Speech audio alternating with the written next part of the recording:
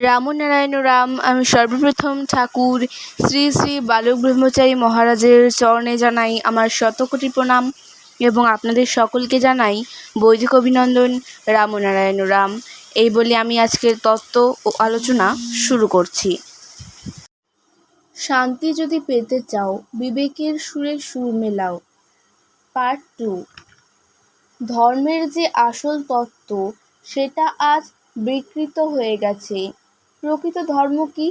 আমাদের যে ধর্ম সেটা যুক্তিযুক্ত, বিজ্ঞানে প্রতিষ্ঠিত, যুক্তিতে প্রতিষ্ঠিত, অঙ্কে প্রতিষ্ঠিত। অঙ্কের মাত্রা ছাড়িয়ে সেই ধর্ম অন্য কথা বলে না। হাজার হাজার লক্ষ লক্ষ লোক সেই উপাসনায় নিজেদের উৎসর্গ করেছে। প্রকৃত ধর্মের কথা কি? ধর্ম সমাজকে রক্ষা করবে। ধর্মে নিজেদের মধ্যে হিংসা দেশ থাকবে না, ধর্মে কল্পনা থাকবে না, গল্প থাকবে না। এগুলো এখানে আছে বেশি। দেবতাদের দেখলো না, দেবতারা কোন জায়গায় সংসার করে সেটা খুঁজে বার করছে। কেউ একজন বলছে আমি সেটা খুঁজে পেয়েছি। এটা ঠিক নয়। প্রকৃত ধর্মে যুক্তি আছে। সে যুক্তির দ্বারা কাজ করে কোথায়? আমাদের সমাজটা এর জন্য পঙ্গু হয়ে যাচ্ছে। আসল বস্তুর সন্ধান থেকে অনেক দূরে চলে যাচ্ছে তারা। তার ফলে আজকের সমাজের এই দুর্দশা। আমরা তো কয়েক কোটি সন্তান, নিজেই বলছি অর্থ সবারই প্রয়োজন হয়। আমি যদি একজন শিষ্যকে বলি তোর শনির দশা, তোর রাহুর দশা, কোনটারে বার করে নিয়ে যায় ঠিক নাই, তারা তো ভয় পেয়ে যাবে। তারপরে সকালে গিয়া দেখবা আমারে বলেছ বাবা কি করতে হইব। আমি যদি বলি যা 20, 25, 30 হাজার টাকা নিয়ে আয়, যজ্ঞ করতে হইব, তারা তো বাবার প্রতি সরল বিশ্বাসে তাই করল। তারপর ষোড়শোপচারে জিনিসপত্র কিনে বিরাট যজ্ঞ করা হইল। ওই বেটা তো বসে রয়েছে, যজ্ঞ কইরা তারে যজ্ঞের ফোঁটা দিয়া কইলাম যা তোর রাহু বেরিয়ে গেছে, তোর শনি বেরিয়ে গেছে। তারা তো মহানন্দে চলে গেল। আমি তো ইচ্ছা করলে এটা করতে পারি। আমার হাজার হাজার লক্ষ লক্ষ সন্তান আছে।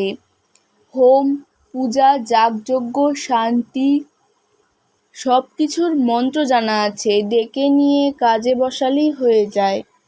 বিনা ক্যাপিটালে গুরুগিরির এই ব্যবসাটা তো খুবই সহজ।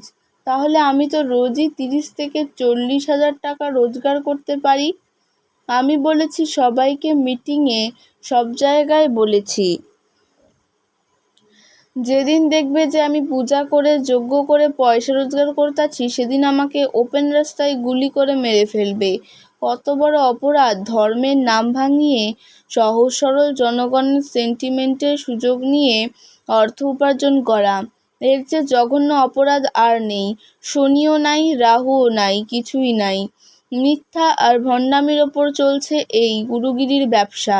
সুতরাং তোমরা সেই জিনিস কেন করতে যাবে? এই মঠ মন্দির, ওই মঠ মন্দির নিয়ে ঝগড়া চলছে। দেশে কোনো মঠ মন্দিরই থাকা উচিত না যতক্ষণ পর্যন্ত প্রমাণ না পাবে। উচ্ছ্বাসে চলবে কেন? সেদিন রামের জন্মভূমি নিয়ে কথা বলতে কয়েকজন আমার কাছে এসেছিলেন। আমি পরিষ্কার বলেছি, দেখো বাবা, মহাপ্রভু তো আমার রক্তের। মহাপ্রভু কোন জায়গায় জন্ম নিয়েছিলেন সেটাই আজও বার করতে পারল না। আমি 500 বছর বলে দিয়েছিলাম, আর রামের জন্ম হয়েছে 5000 বছর আগে। তিনি কোথায় জন্মগ্রহণ করেছিলেন সেটা কি কইরা নির্দিষ্ট করবে?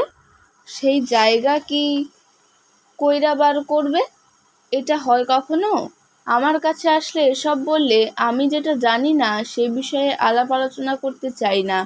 এই সব বলে মানুষকে খেপিয়ে তোলার কোনো অর্থ হয় না। আমরাই এগিয়ে যেতাম যদি এর সত্যতা প্রমাণ হইত এবং তার প্রচেষ্টা হিসেবে এক জায়গার মাটি নিয়ে আর এক জায়গায় মন্দির তুলতে পারত। তাদের বিশ্বাস যে এখানে রাম জন্ম নিয়েছেন, আর এই রামের জন্মভূমি নিয়ে ভারতবর্ষের সমাজকে একটা ওলটপালট করতে আরম্ভ করেছে। সাথে সাথে হিংসা দেশ, দলাদলি, এগুলো চলছে আমাদের দেশে। ধর্ম নিয়ে তো মারামারি করা উচিত না। সুতরাং এখানে পক্ষে বিপক্ষের কোনো কথা নেই। আমি রামের পক্ষে না, কৃষ্ণের পক্ষেও না। তা নিয়ে কথা বলার কোনো প্রয়োজন নাই। আজকের তত্ত্ব ও আলোচনা আমি এখানে শেষ করছি। দেখা হচ্ছে পরের ভিডিওতে। ভালো থাকবেন, সুস্থ থাকবেন। রাম নারায়ণ রাম।